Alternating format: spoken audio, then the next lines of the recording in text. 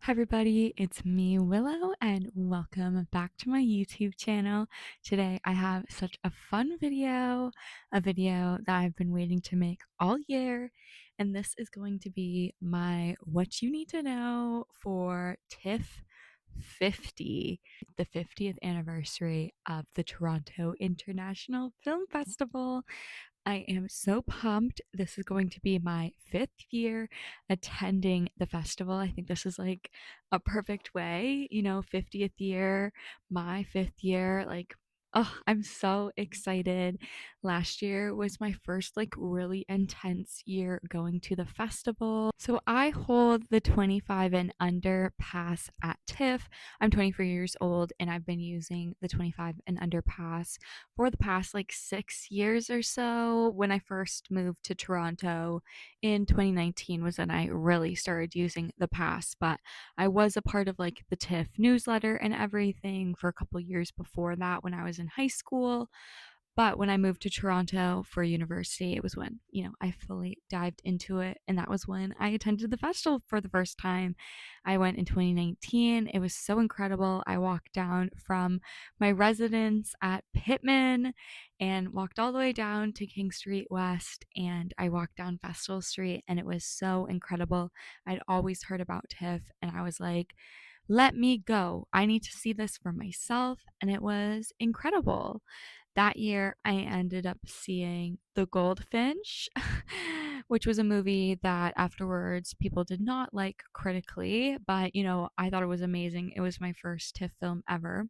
And then I ended up seeing this Norwegian film called Disco, and it had an actress from the Norwegian online TV series Skam, and I was really into that series when I was in high school, and the fact that her film was going to be at TIFF, I was like, I have to go see it. So I saw The Goldfish and Disco that year, and it was incredible. I had such a fun time seeing both of those films. Unfortunately, after my attendance to the 2019 film festival, COVID then happened, so I did not attend the film festival for 2 years, and I went back in 2022. And that year was incredible. I had moved back into the city after not being in the city for 2 years because of COVID, and it was so freeing. I felt like I was back with my people, and I got to see so many cool films. It was awesome. I got to see Ralph Fiennes up in person. I was for the menu. I wish I got to see that film, but it was cool to see him at the fan event. A big thing to know about TIFF50 is one of the changes to the fan zone. So, in the past, patrons would usually line up maybe a couple meters away from the street where the fan zone would happen, which is usually across the street from the theaters, either the Lightbox or Princess of Wales or Alexandria, usually those three. Sometimes the Roy Thompson Hall as well. So usually you line up a little bit away, and then maybe I think it's an hour to half an hour before, the people who have been lined up and been given the okay will go into the section off fan zone, which is a front row seat to where the celebrities could walk by. Specifically on the first weekend of Festival Street, they have all of King Street West blocked off for our accessibility, and we get to be right up close to the celebrities. I've been in the fan zone a couple times and I've had some great experiences, and I haven't been in the fan zone and I've still had some great experiences with seeing some celebrities, specifically Ralph Fiennes. I was not in the fan zone and I got to see him. I was also not in the fan zone and I got to see Jessica Chastain as well. So sometimes when you guys are just nearby, you guys can get a great video, or all of a sudden that celebrity or that director will be right up close and personal. But this year, they have changed the fan zone a little bit. So this year, it's ticketed now. So they're trying to cut back on the amount of people who want to sell autographs and photographers and stuff, and those people may not want to wait around for the tickets and stuff, but I don't know. I think it's kind of a bad idea because I feel like they're going to be scalped away possibly, and then people are going to sell them. But we will see how this year's goes. If you want to go to a fan zone, you have to log on to tiff.net/fan zones the day before at noon. They will open it from noon to 6 p.m. The day before your premiere will the fan zone ticketing options be available. So me and my aunt would like to do the fan zone before the possibility of seeing Dead Man's Wire because she'd really like to see Al Pacino and I really like to see Coleman Domingo. So I'm going to go on Saturday, the 6th at 12 p.m. and log on and get us 2 tickets for the fan zone for the Sunday 12 p.m. showing. So that's my plan. So if you guys want to do fan zones, just be aware that they've changed it this year and you guys have to get tickets the day before. So you don't have to wait in line, which is nice. You just have to show up, I think, like maybe like 15 to 30 minutes before. I'm not too sure. Fan zone access opens 2 hours prior to each screening. At this point, fans who have already claimed tickets will be let into the fan zones and their bags will be checked. So there we go. There will be no rush line for the fan zone this year. So that's important information for everybody to know. There's also a few different like juried selections. So there is competitions at TIFF. So you can always look out for those. One of the most important ones is the People's Choice Award, and that's actually getting the viewers to participate. Before certain films that qualify for the People's Choice Award, you'll see a screen that's letting you know that you can vote for the People's Choice Award at the website.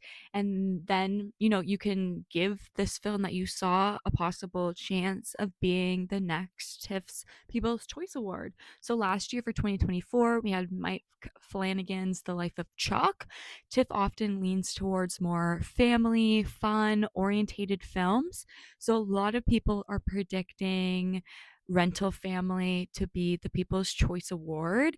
I think it definitely has a good possibility. Last year, a lot of people were going back and forth between different films like Saturday Night Live, and that one ended up not being the People's Choice Award. So I'm a little hesitant right now because we haven't seen the film. Nobody's seen Rental Family. So maybe it doesn't hit as hard as we think it's going to, but a lot of people love Brendan Fraser. And with The Whale a couple years ago and TIFF's history, I'm sure people are going to have a fun time with it. I also think Wake Up Dead Man, a Knives Out story, could be a good contender as well. It's getting some good vibes. I know a lot of people are excited about it with the cast. It's kind of like this mystery thriller. I think this could be like really fun. People could have a good reaction with the audience. That's one thing that's awesome about TIFF is that everybody is fully interactive. People are on their best mood. They want to give a reaction. So you will hear them at certain films and you will have a great time being in that immersive audience.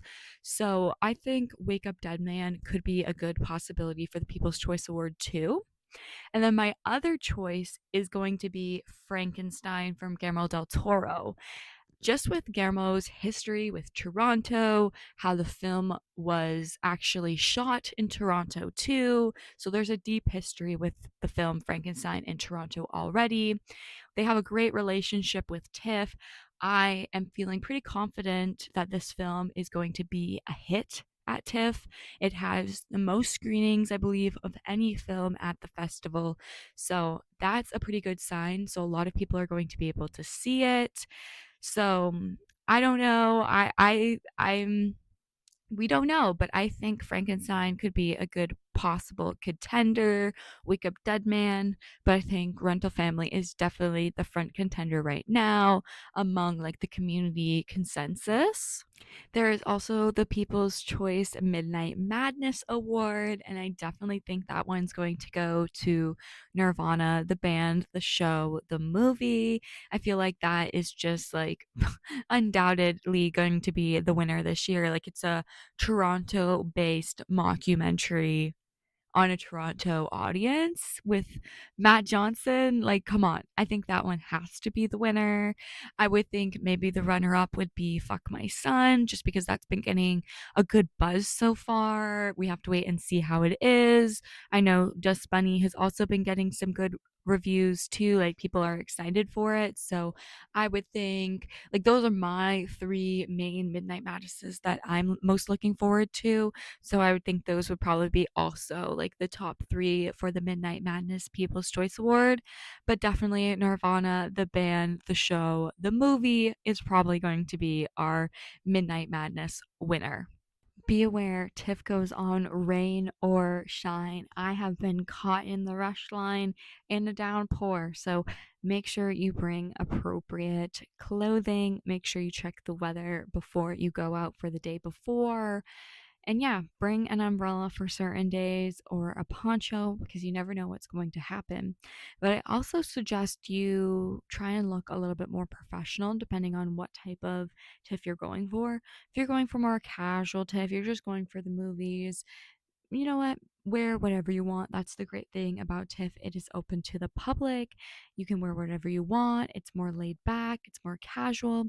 But if you're going there to network, make sure you look your best. You want to impress people. You never know who you could walk up to at TIFF, the celebrities, the directors, the producers, the agents. You never know. So it's always great to look your best if you're trying to network at TIFF. I'm definitely trying to network at TIFF this year. I have a lot of people in my Discord I'd like to meet, a lot of people that I've been following on TikTok I'd like to meet too. So it's going to be a great TIFF50. I'm so excited. I got some new, fresh clothes, and I'm excited to pack them and get to break them in at this festival for this year. So just be mindful about those things. I think shoes is also a big thing to think about. You will be standing for a good portion of the festival. You will be walking back and forth between theaters. And like I said, not all of the theaters are on Queen Street West. We do have Scotiabank, which is on Adelaide. So you do have to walk up. And during TIFF, it can be really crazy with the traffic of how much people and when people in the weekdays are getting off of work. It can get really busy. And that whole area is just known to be gridlocked during certain hours of the days. So be prepared for the craziness and the chaos of the financial entertainment district of Toronto. So be prepared for that and bring proper shoes. Make sure you bring like some sneakers or something that you've worn in because you do not want blisters during TIFF. I have had them and it is miserable. So make sure you have shoes that you have worn in. I really have to go get some new shoes now that I'm saying this. I keep meaning to do it and I've kept pushing it off, and I really need to do that before TIFF next week. The TIFF Lightbox is a great little hub to have the Toronto International Film Festival centered at. Honestly, just King Street West, we are so blessed to have it. And then obviously the Scotiabank up on Adelaide, but it's an incredible little stretch, and TIFF Lightbox is just an incredible building, cinema, museum. I love it so much, and I want to tell you more about it. There is a couple different places that you can eat at the TIFF Lightbox. You can eat on the main level at the O and B canteen. I've actually never eaten there, and I think I'm going to eat there for the first time this year for my 5th year at the festival. I have to take a look at the menu. I do have some dietary restrictions, so I'm a little bit more picky when it comes to eating things just because my safety comes at risk because I have anaphylaxis to dairy products. So it can be tricky when I go out and eat sometimes, but I'll have to take a look at their menu and see if there's any safe options and maybe give them a call and see if they are accommodating to allergies. I have had some drinks at Luma. That is their bar on the second floor.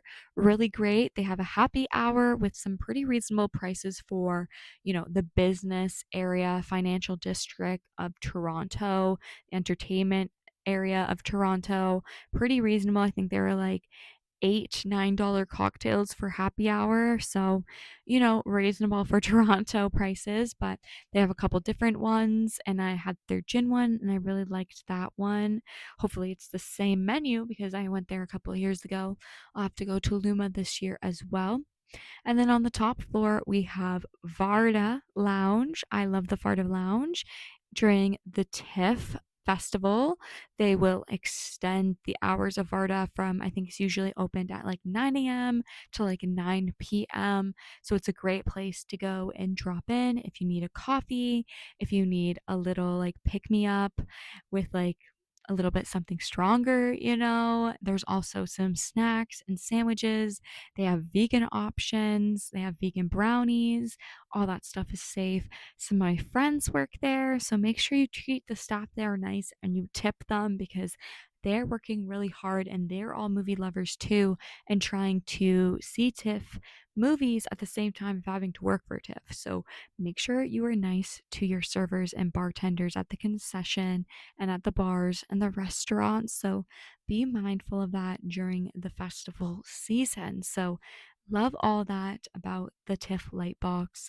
It's also great for bathrooms if you just have to run in and out. There's a bathroom on the main level at the very back of the escalators. It's like a wheelchair, all gendered bathroom.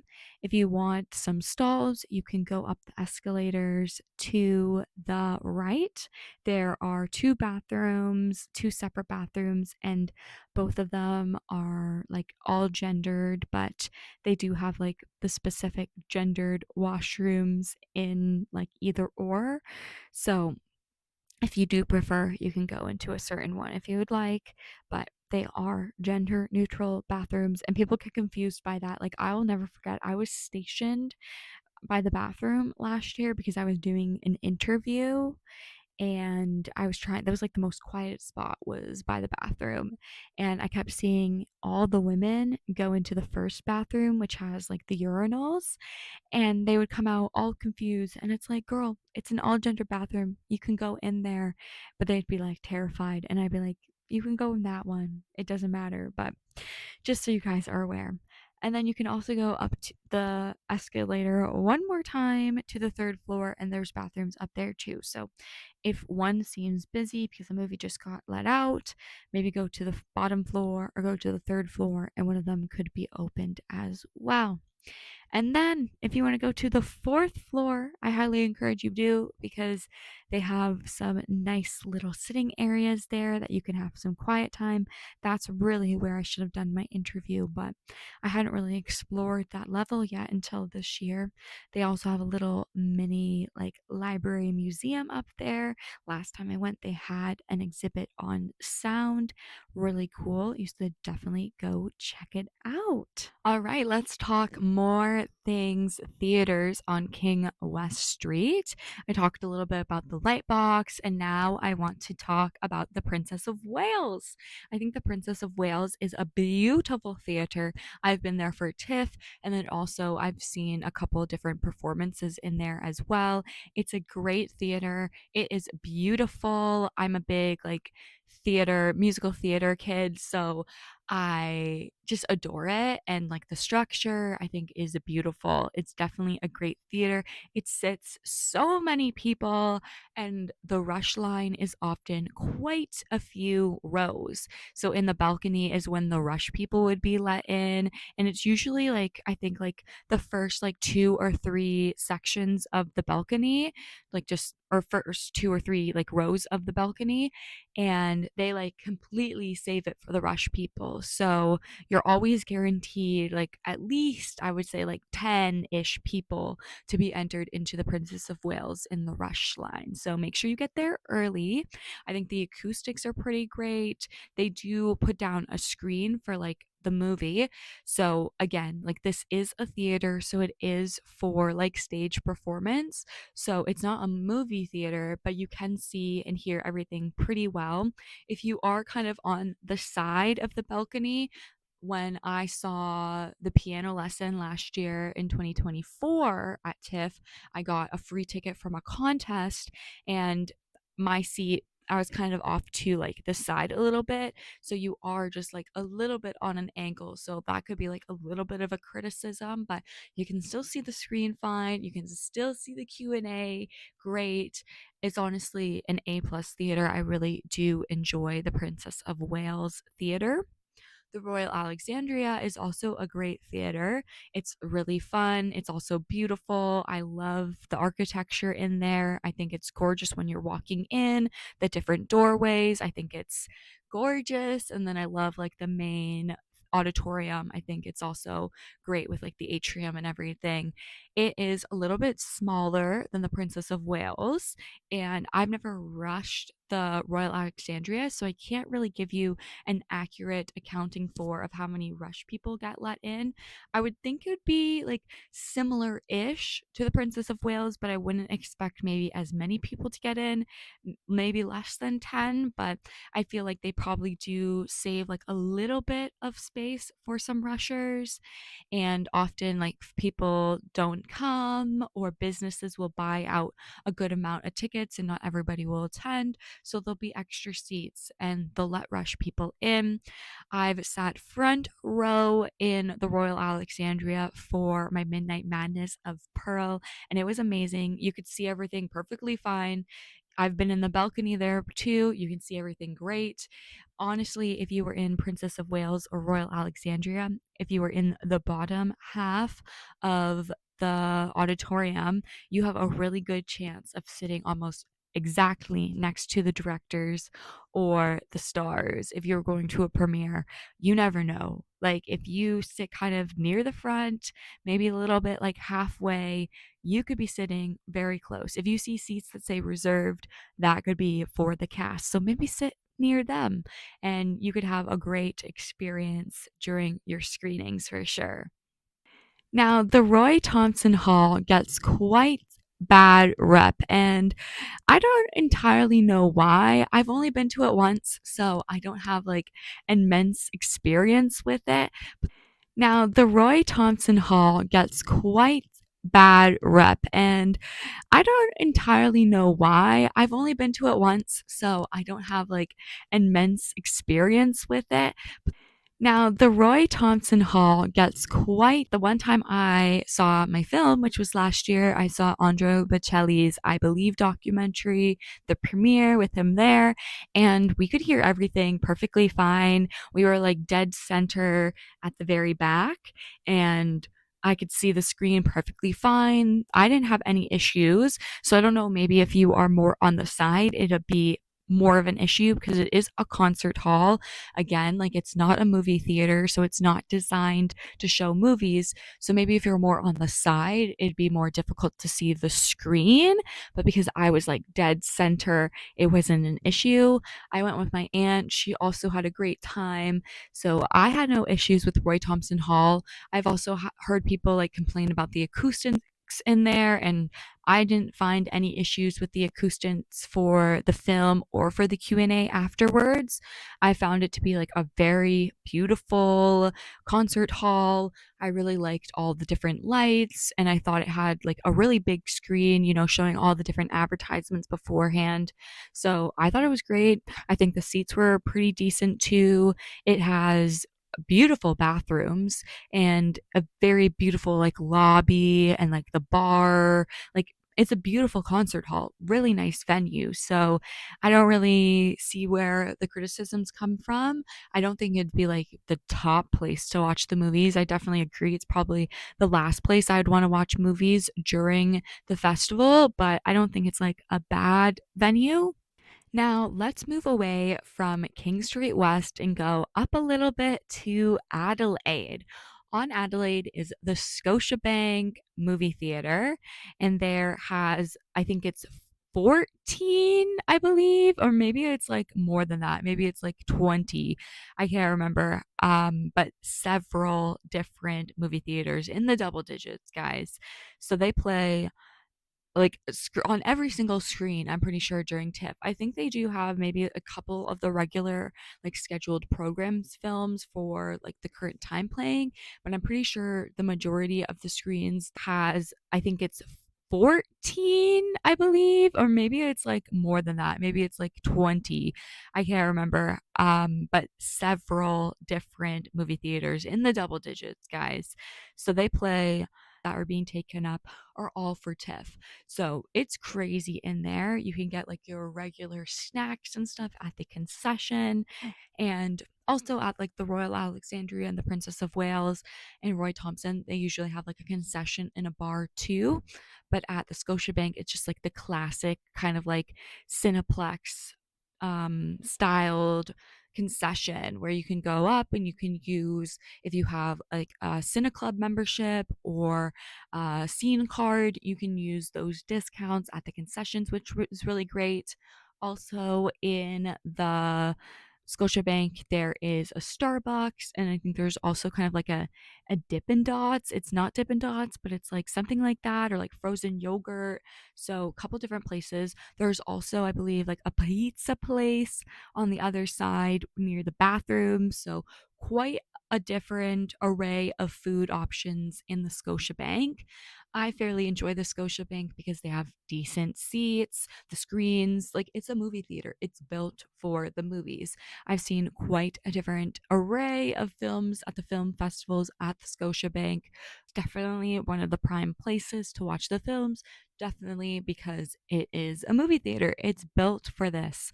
So great sound, great screen. The only thing is like I feel like maybe are a little cramped in there just with like the seating and stuff, but that's just kind of like normal. Like it depends, especially like if you're rushing, it can be difficult to try and navigate through in the dark and try and find a seat. I remember my first rush of 2024, I saw Bonjour Therese, and we went in there. The movie had just began, like it just started, and I'm walking in there. It's the dark. I don't know where to go. I ended up having to sit in the very front row, and my head was like this the entire time, having to watch the screen. So, not the most enjoyable. So, sometimes you have to like take a moment and really try and let your eyes adjust and try and find a seat, because sometimes there's a couple random seats like up in the top that is free and you just can't see it because you're panicked. So if you take a moment and try and look around, let your eyes adjust to the dark, if you can see one, go for it. Try and be respectful because like I said, it can be difficult to try and squeeze through people sometimes, but the seats are nice and the screens are great. Sounds usually great as well. And yeah, I have a fun time at the Scotiabank when I get to see a lot of the rush. That's usually where I like mainly rush, just because there's like I said, they have the most screens, so they have the most array of stuff playing, and the stuff is going on and off more quickly than at like the Light Box and the main theaters on King West. So definitely a great spot to camp out for rushing. Now, places to eat. This all depends on what type of structure you have for your TIFF. If you're in an Airbnb, if you're in a hotel, if you live in the city, if you're commuting in every day, what is your plan? I am in an Airbnb for about 80% of the festival. The first 3 days, I don't have an Airbnb. I'll probably just be sleeping at a friend's house or commuting back and forth from my house. So I'll be taking the GO train for a good couple days of the festival. So for those times, I'll probably just meal prep some snacks. Usually bring a big bag. This is said purse. It's very big. You want to think about your bag when you're going to TIFF because you want to be able to carry something, easily. So this bag was great because I could just throw it on over my shoulders. I did kind of hate it because it would fall off my shoulders. So think about that. I had to like put a carabiner between the two straps, so it would stay up on my shoulder. So that's the only thing. I wish maybe the straps were a little bit longer so it could be like an over the shoulder bag. But you really want to think about it because I thought this bag was actually really big because a lot of things can fit in it because it has like a front little pocket here, so stuff can fit in here, like immediate things. So I think I put like, like gum and chargers, and I think I put my Presto in there. Quite a lot of things can fit in there, some snacks. And then the main portion of the bag is really big too. So I could fit quite a lot of stuff. If I wanted to, I could fit my laptop, and there's some pockets and like a zip up pocket that I would put my credit card and my keys, the valuable stuff in the zip up pocket. I can also fit a water bottle in here. So this was a great little bag. This is from Creative Memories from like a really long time ago. It's my mom's. It also has a flat bottom, so I was able to sit it down, and like I said, it was pretty skinny, so I was able to like fit it under the seats most times. Somebody did trip over it during Universal Language film. I felt so bad in the dark, but that's what you got to think about your bags. I would also suggest maybe like a backpack. I use this bag a lot of the time when I go into Toronto. I think it's a great little backpack. Again, it's like sleek, so you can fit it underneath the seat. It's also great because you don't have to carry it over your shoulder. You can just put it on your back. So I really like that. Get it out of the way. This one has like a front pocket, so you can put like chargers, and I usually put like my medication in the front pocket, and then there's like a lot of big space inside. Again, I'll put like my valuables in the zip up pocket, and then I'll put like mints and stuff, and I'll put my snacks. I can fit a water bottle, and this one's a little bit small for my back for my laptop if I wanted to bring it. But usually I don't bring my laptop to TIFF, but sometimes people do because they need to be doing business stuff. So if you need a laptop, maybe think about like a bag that could fit it, or like a, yeah, that's probably important, you know? So this is another good type of bag. Getting back to places to eat, the importance of having a good bag if you're going to meal prep or bring snacks, or if you go out and you need to hold your leftovers, you need to make sure you have a bag that can hold that stuff. So I usually meal prep for first couple days. I'll bring some snacks. If I'm being honest, a lot of the time I'm pretty nervous and anxiety driven, so I don't eat a lot when I'm like that because I get really nauseous. So it kind of depends on how I'm feeling, of how much I end up eating my meal prep. But when I'm not meal prepping, a couple places around King Street West that I go to, again, like I mentioned before, I do have a dairy allergy, so I do have some limitations, but a place I go frequently is Planta, that's on Queen Street West. So maybe like a 10-15 minute walk from the TIFF light box. It is vegan, Asian infusion dishes. They have a couple locations in Toronto. This is their Queen Street West. If I'm being honest, this is not my favorite of their locations. I do prefer the Bloor Street, like Yorkville location better, just because it's not as Asian infused. I just find the dishes at the Queen Street location to be a little limited, and their plate sizes are a little, I don't know. They really want you to buy like multiple dishes. And for the prices of the multiple dishes, I'm like, I can't afford to buy multiple dishes if I'm going by myself.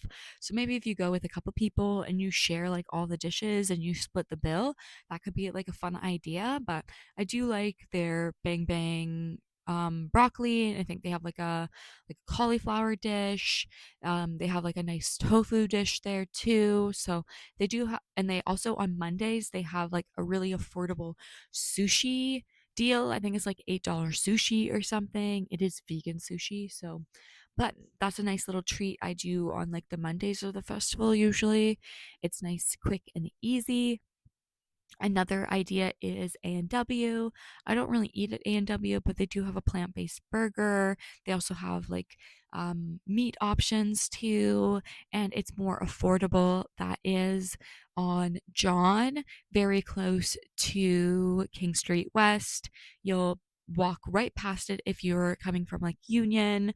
So that's a great place. There's also a Pret inside, so if you're more of like a sandwich person, you could look there. I also did mention beforehand O and B Canteen and Luma and Varda. I'm often at the Varda Lounge because they have a couple vegan options.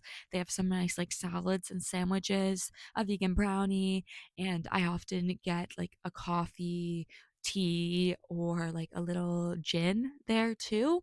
Those are usually the go-to places around there. If you want to hit up some grocery stores, they just opened a No Frills. It's right underneath the Scotiabank Theater on Adelaide. I've only been in there, I think, once, so it is like a more smaller location, but it is affordable and it's pretty close. There's also a city market on Peter Street, so still fairly close, like a 5-10 minute walk from TIFF Lightbox, and that is Loblaws, so it's a little bit more pricey, but they do have like a good array of options. Like I often get like hummus and chips there. I would get produce, so lots of good options in and around King Street West. There are like strips of restaurants and bars on King Street West as well. Usually, I don't really dine in the financial entertainment district, if I'm being honest. If I'm pointing out a couple great places in Toronto that I would suggest you eating, they aren't near TIFF, but I would suggest Lao Lao Bar. It is incredible. I love it. It's on St. Joseph. It's right off Yonge Street. I love Lao Lao Bar. I used to live right down the street from it. My apartment building was right on St. Joseph's. I love Lao Lao Bar. It's incredible. It's Lao cuisine. It is so beautiful, so aromatic. Definitely a top place to visit if you are in Toronto and you would like to go to a nice restaurant. Lalo Bar is definitely something I would suggest. I also do like Fresh. That's also another vegan location. It's nothing fancy, it's pretty plain, but they do have like a nice array of options. They have some more fast food options, and then they have some nice like salads, really hearty and more like affordable. It is still like vegan, Toronto food, but it's more affordable, I'd say, than Planta. That is on Front Street, is probably the closest location since they have closed the Spadina location, I believe. I don't think they have a location on Spadina anymore, which was the closest to TIFF, but Front Street is the closest. So if you're coming from Union, maybe stop by Fresh first, and then you can head over with like the streetcar with to over to like the theaters and stuff. But that's another place I would suggest in town. I know there is a cactus bar or a cactus bar, I believe, in Toronto. People really like that. My sister works at a cactus bar in Kelowna, so I think that would be like a nice suggestion. I've never tried the cactus bar in Toronto.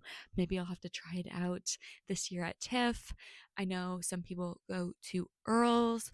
I've had hit and miss experiences at Earl's in Toronto. I find sometimes the staff can be very snooty, unfortunately, but sometimes you can have a really great experience and have a really great meal. So I think it's always hit and miss.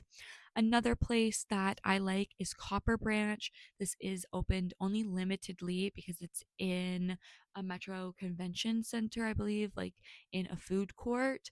So it's only open during the weekdays, I think from like 11 to 3. So more limited. It's not opened on the weekends, but it is vegan fast food, has all day breakfast, more affordable prices. So I like that too. And it's only like a 5-minute walk from TIFF building. It's on King Street West. So great option if you're there during the week and you want something quick and affordable and maybe something a little greasy to get over your midnight madness from the night before. This video is pretty long, but I'm so happy I was able to make it and let you guys know everything of what's to come for TIFF50. Hopefully I remembered everything. I did mention just how like warm and welcoming the festival is.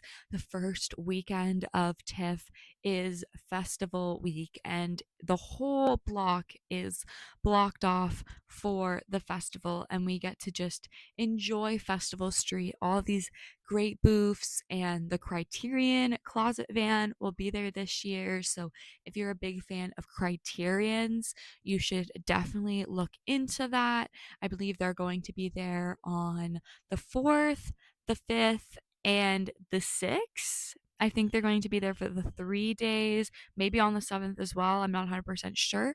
And they do have limited hours. And I would suggest researching the Criterion Mobile Closet at other film festivals like the New York Film Festival and see people who had to wait in line all day and how long they had to wait, because I'm hoping to do the Criterion Closet on the 4th. I'm still trying to finalize my plans, but I'm thinking I'm going to have to get in line at about like 5 a.m. or something to try and get in to the closet for like between like 1, 2, and 3 p.m. So it's definitely a long day if you're going to be there for the Criterion Mobile Closet, but it is fun. You do get to pick 3 options from the closet that you can purchase. They do let you film in there, and I believe they give you 2 minutes to do it all. So, a lot of people I've seen, they have like their phone ready, already recording. They have like a spot where you can set it up and just throw it there. And they do suggest that you kind of have an idea of what you want already, specifically if you are recording.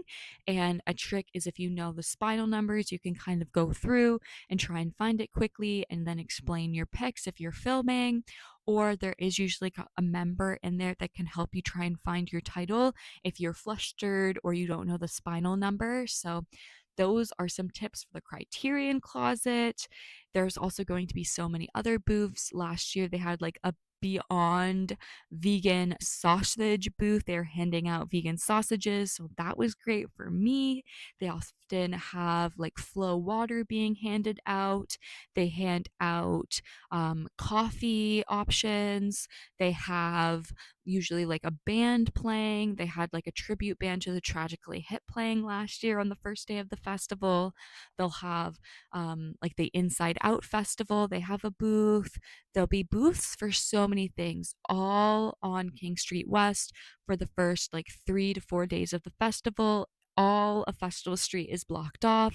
It's so interactive. It's so engaging. It's also very stimulating. So you may get overstimulated.